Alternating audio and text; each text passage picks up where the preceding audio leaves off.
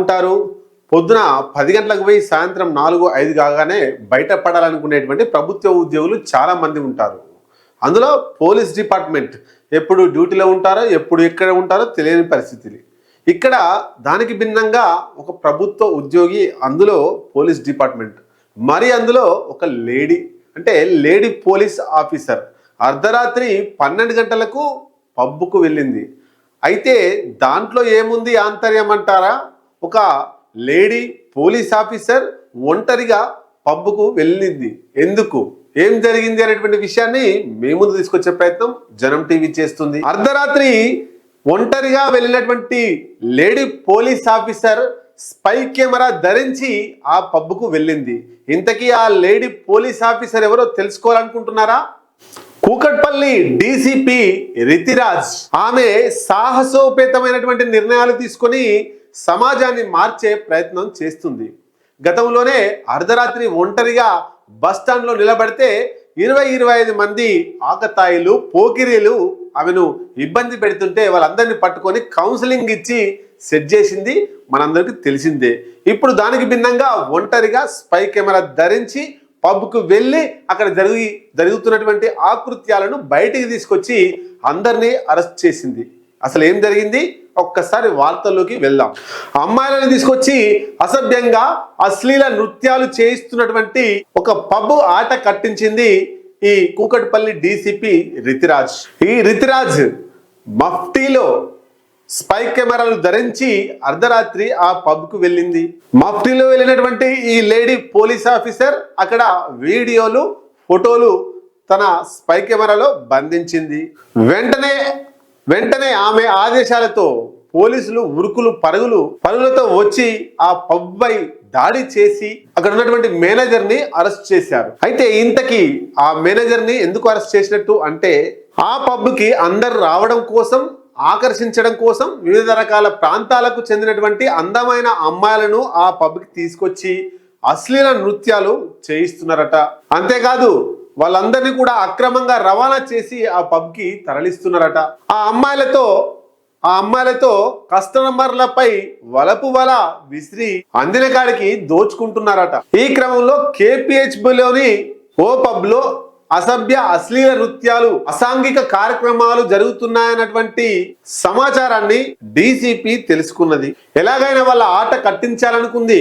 అయితే ఇది ఎవరితో కాదు, నేరుగా నేనే రంగంలోకి దిగాలనే ఆలోచన డీసీపీలో వచ్చినట్టుంది. తనే స్వయంగా ఆ పబ్కి వెళ్ళింది మఫ్టీలో. అంతేకాదు సిబ్బందిని కూడా ఎవరిని తనతో తీసుకెళ్లలేదు, ఒంటరిగా ఒక్కతే ఆ పబ్కి వెళ్ళింది. ఆ పబ్ పేరు కింగ్స్ అండ్ క్వీన్స్. స్పై కెమెరాలు ధరించి లోపలికి వెళ్ళినటువంటి డీసీపీ రితిరాజ్ ఆ పబ్ లో అశ్లీల నృత్యాలు చేస్తున్నటువంటి వాళ్ళను, ఆ సన్నివేశాలు, వీడియోలు, ఫోటోలు అన్ని కూడా తీసుకుంది.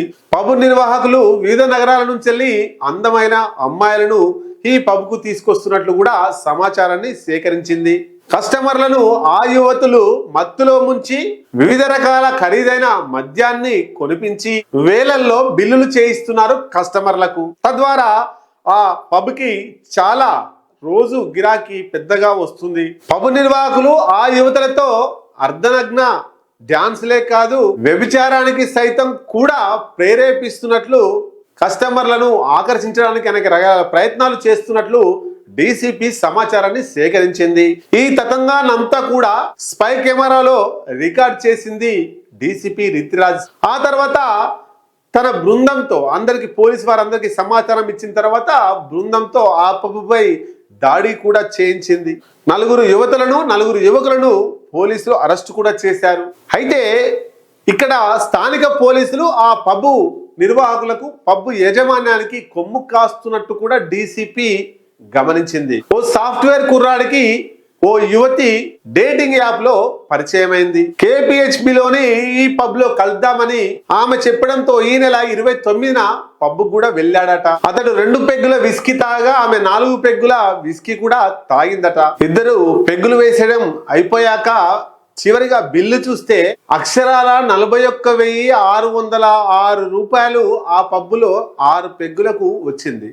అబ్బాయి 2 పెగ్గులు, అమ్మాయి 4 పెగ్గులు, 6 పెగ్గులకు 41,606 రూపాయల బిల్లు రావడంతో ఆ యువకుడి గుండె గుబులు మందట. అంత మద్యం తాగలేదని ఎంత చెప్పినా ఆ నిర్వాహకులు ఏమాత్రం వినలేదట, పట్టించుకోలేదట. తనతో ఉన్న యువతిని అడగాలంటూ వెతకగా ఆ యువతి కూడా అక్కడి నుండి మాయమై వెళ్ళిపోయిందట. ఈ విషయంపై ఆ యువకుడు నేరుగా వెళ్లి కేపీహెచ్బి పోలీస్ స్టేషన్ లో ఫిర్యాదు చేసినా ఆ పోలీసులు పట్టించుకోలేదట. ఈ ఒక్క సన్నివేశమే కాదు, ఇలాంటి సన్నివేశం రోజు చాలా జరుగుతుంటాయి ఆ పబ్ లో. ఇలాంటివి రోజు జరుగుతున్నా కూతవేటు దూరంలో, పోలీస్ స్టేషన్ కు కూతవేటు దూరంలోనే ఆ పబ్ ఉందట.